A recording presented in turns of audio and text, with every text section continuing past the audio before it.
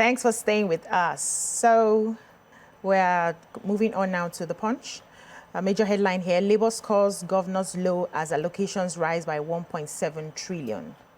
APC kicks as Obi warns Tinubu against foreign medical trips. NNPCL states differ as Northeast oil exploration remains in limbo. Education tax, federal government ASUU plans talks over removal.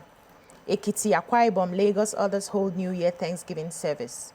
NNPCL tackles Obasanjo over alleged $2 billion refinery repair fund. Bishops settling couples fight stabbed to death in Osun. Telcos propose 100% tariff hike. Awaits NCC nod. What stories do we have in the Punch? So let me take this one from Taraba State. Now, they said that in a bid to tackle hunger and ensure food security, the Taraba State government has announced plans to procure about 10,000 metric tons of assorted grains for distribution to their citizens. Now, according to the governor, Abu Kefas, he mentioned that already they've procured about 3,500 metric tons of assorted grains, and before the end of first quarter, they plan to get about 6,500 metric tons. So he was just reading out some of the achievements of the state.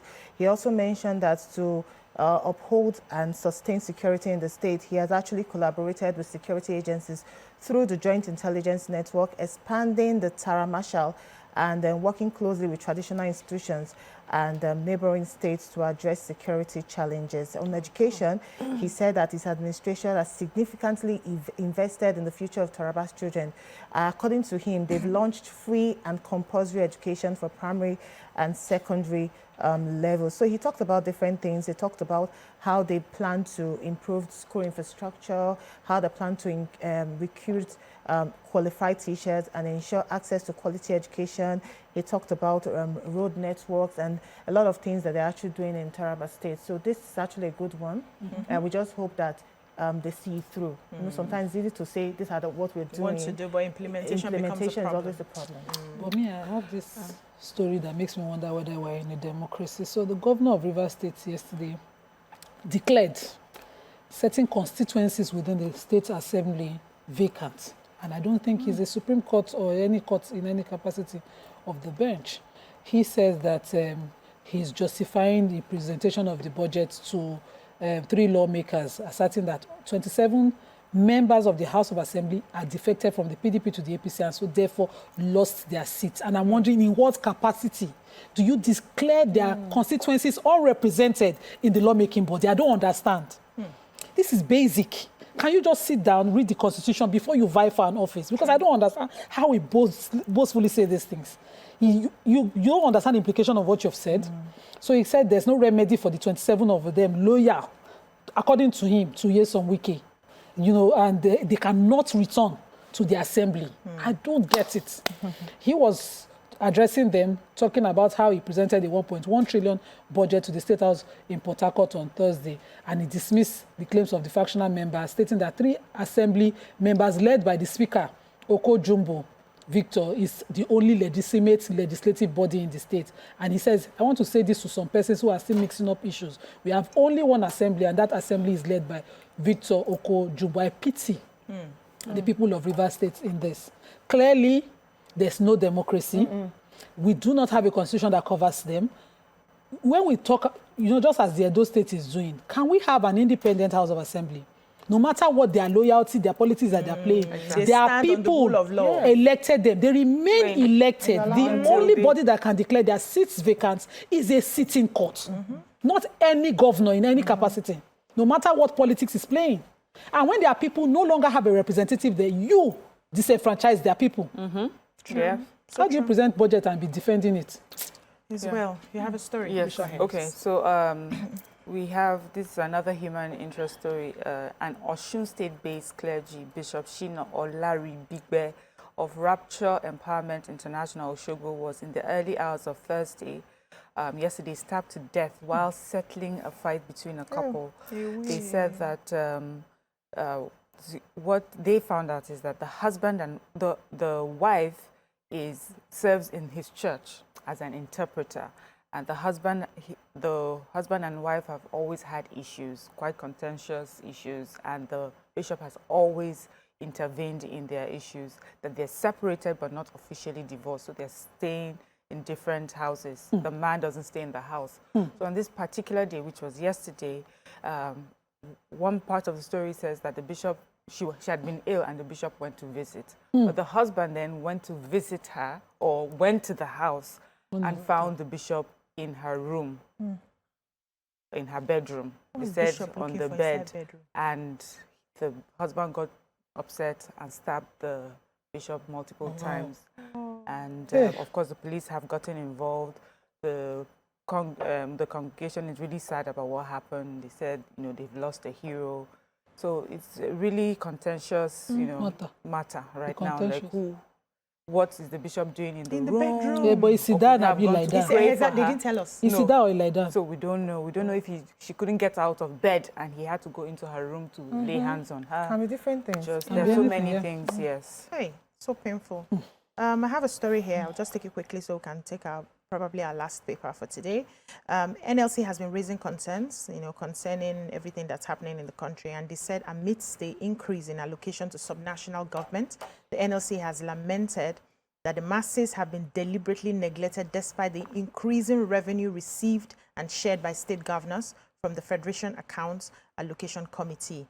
The Deputy President of the NLC Political Commission, Professor Theophilus Ndubuaku, was the one who raised the concerns in an exclusive interview recently, and he said these governors are receiving more revenue than before, but there's really no impact on the masses. Some of them said they're executing projects. How can you claim to be executing projects when people, especially pensioners, are dying and many can or neither be able to buy food nor drugs?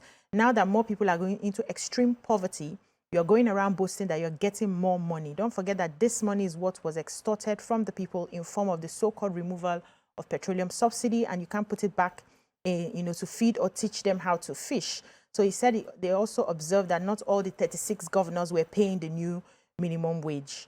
And what they are doing now is they are amassing money and waiting for 2027. So for me, what's struck out was the fact that many of the governors have not even started paying the new minimum wage. And I think that the government needs to look into that so that at least people will be able to earn their proper wages.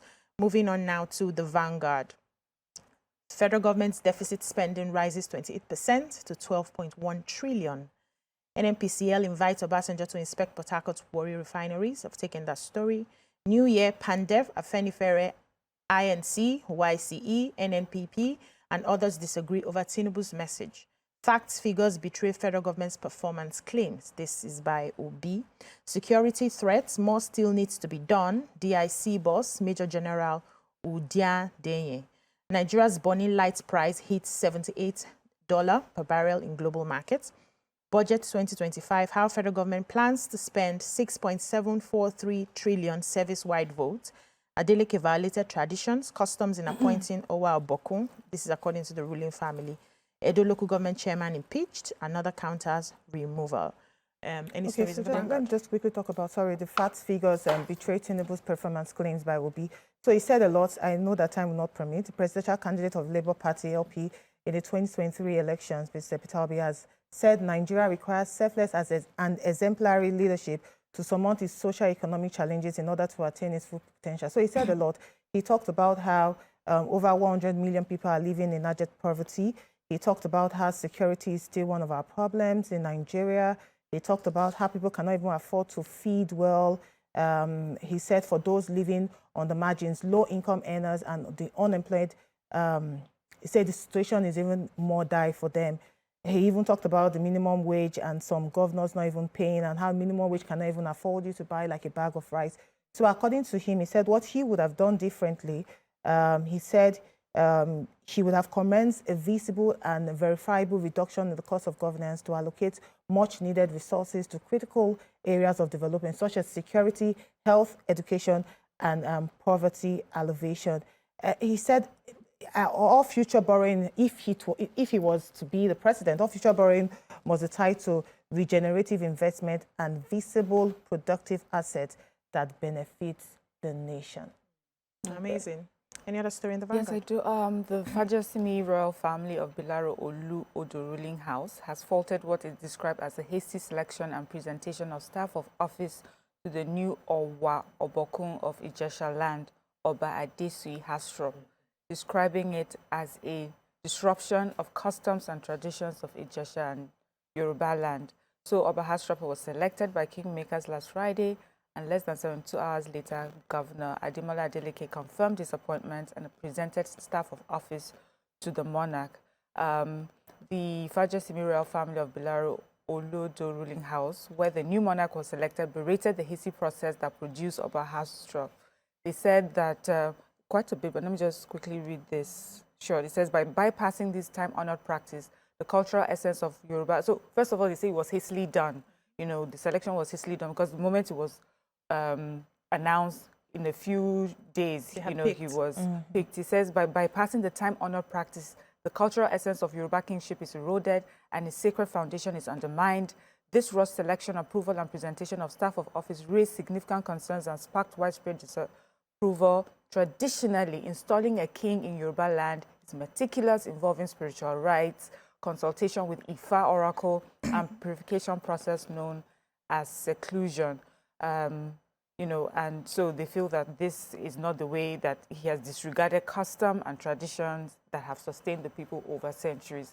This reminds me of the movie that we just watched on Netflix. What was it? This Seven Doors? Yes, like the process. So it looks like those 7 doors. They didn't enter the 7 doors. And we know what happens when you don't do or when you don't perform all the rites. They don't actually enter it again. Yeah. Oh, they don't enter it anymore. Most of this kingship now is not governorship. Thank you so much, ladies. That's all we can take on the newspaper reviews. When we come back, the show continues. Stay with us.